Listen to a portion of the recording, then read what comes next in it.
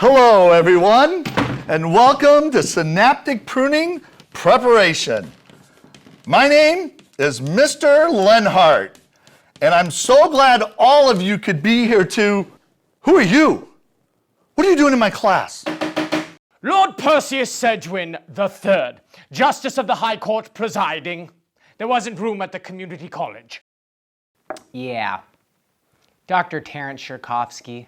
It's because of budget cuts. Did you know that in recent years, overall state funding for public colleges was nearly $9 billion below its 2008 levels? Hi, I'm Camila. Don't worry, Mr. Lenhart. I get confused all the time. This class wasn't that far away from the community college. Giovanna Fabrizioni, darling. The class is closer to my house. And speaking of class, look at me. Regardless, it saved me some money. Not that I'm concerned with gas money, but if anyone does need it, let me know. Steve Vanderson at your service. Did someone say they needed a ride?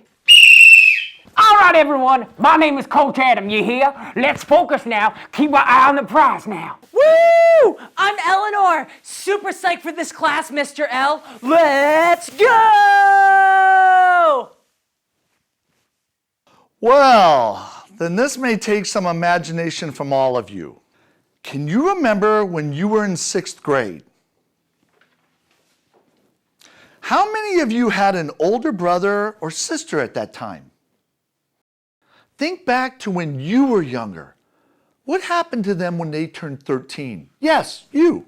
My older brother, Scott, and I'm sorry to say this, got really sassy. My sister Anne started to argue like crazy. My siblings turned into a bunch of ornery gators. Do you know why that happened? Yeah, well, I was reading in a 2015 medical journal. The reason this happened is due to synaptic pruning. They lost part of their brain at 13 years old, and the same thing is going to happen to you. I mean, the same thing happened to you. Ew. Huh? This is supposed to be a good thing. Let me explain what synaptic pruning is. Your brain is made up of dendrites, which is the Greek word for trees. That's right. And it makes sense because... They look like trees. Right again. They have a trunk and can have up to 250,000 branches. So you have a forest of trees in your brain, and before 13 years old, you have access to all of them. That is why you felt smarter than teenagers and people like me. I don't have all my trees. Aw, don't feel bad, Mr. Lenhart. Neither do I. Thank you, Camilla. At 13 years old, glia cells chew away all the trees that you don't use regularly. If the trees you use most often are good trees with positive emotions, then you'll keep those, and the hormones from puberty will supercharge your brain and take you to greater heights. Can you give me an example of what you're talking about, darling? Absolutely. What do these people have in common? Alexander the Great, Mozart, Joan of Arc, Alexander Hamilton. I imagine that they all acquired great sums of money, darling. They all changed the world as teenagers. Teenagers? Changing the world? How preposterous! That is not what I see today, Professor.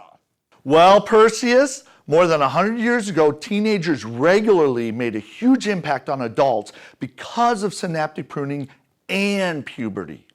I'd like to see more of them youngsters helping each other out, you know?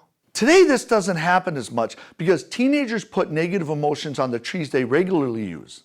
And then after synaptic pruning, most of their thoughts go through these negative trees. That's why drug addiction and problems with the law begin at 14 years old. I think we all need to get it together. Work as a team. What is the goal, Professor? This class will help you prepare your brain to soar through synaptic pruning. But the choice is yours. Would you have wanted your teenage years to have been fun and exciting, or boring and frustrating? I want them to be like the best!